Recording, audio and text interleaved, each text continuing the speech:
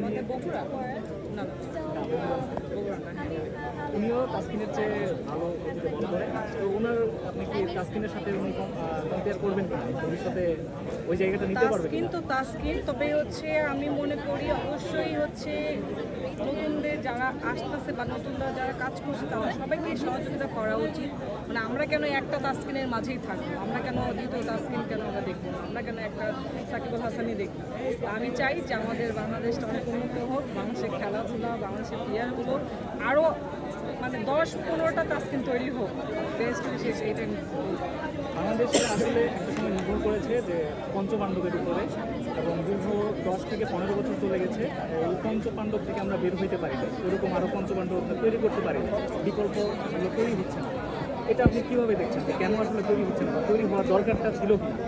অবশ্যই তৈরি হওয়ার দরকারটা ছিল, কারণ যত তৈরি হবে তত দেশটা উন্নতি হবে, তত দেশের মানুষগুলো উন্নতি হবে।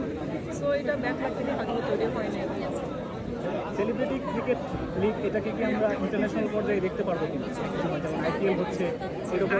আমি তো যেহেতু একজন মডেল এবং অ্যাক্ট্রেস, আমি চাবই যে আমার এই জায়গাটা অবশ্যই বেস্ট হোক, ইন্টারন্যাশনাল পজিশনে চলে যায়। এটা সবাই দেখুক, সবাই এটা সাপোর্ট করুক, কেউ এটা নেগেটিভ চোখে না দেখুক, এটা আমি চাবো আমার দিক থেকে।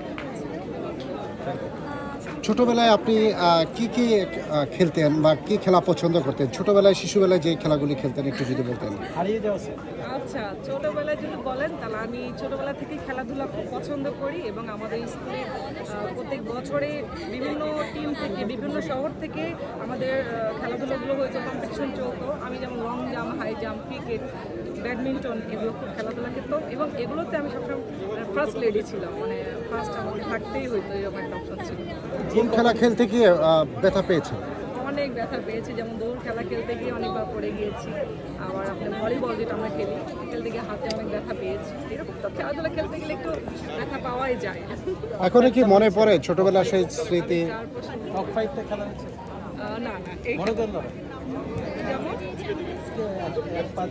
ও হ্যাঁ, এটা কি জানি বলে এই খেলাটা, আমরা ছোটবেলায় খেলেছি, আমার নামটা মনে হচ্ছে আচ্ছা হতে পারে, খেলেছি, অনেক খেলেছি।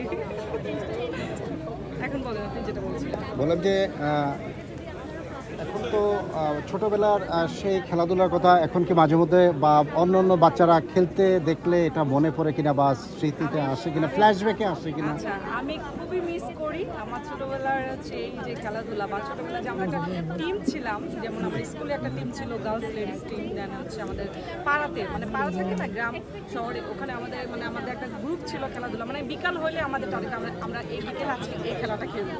খেলাধুলা আমি খুব এনজয় করতাম এবং খুব মিস করি, এবং মানে স্টিল নাও যদি কোনো গ্রামে ঘুরতে যাই, ওখানে দেখা যাচ্ছে আমাকে দেখলে আপু চলো না আমরা সবাই মিলে খেলি, যে যে গোল্লা স্যুট খেলে, তারপর আর কি কি জানি খেলা আছে, এগুলো নাম বলে আপু চলো আমরা খেলাধুলা করি, দেখা যাচ্ছে এনজয় করি। যদি কোনো গ্রামে ঘুরতে যাই খুব এনজয় করি আমি খেলাধুলা। আরেকটা বিষয় যেটা হচ্ছে যে এখনকার বাচ্চারা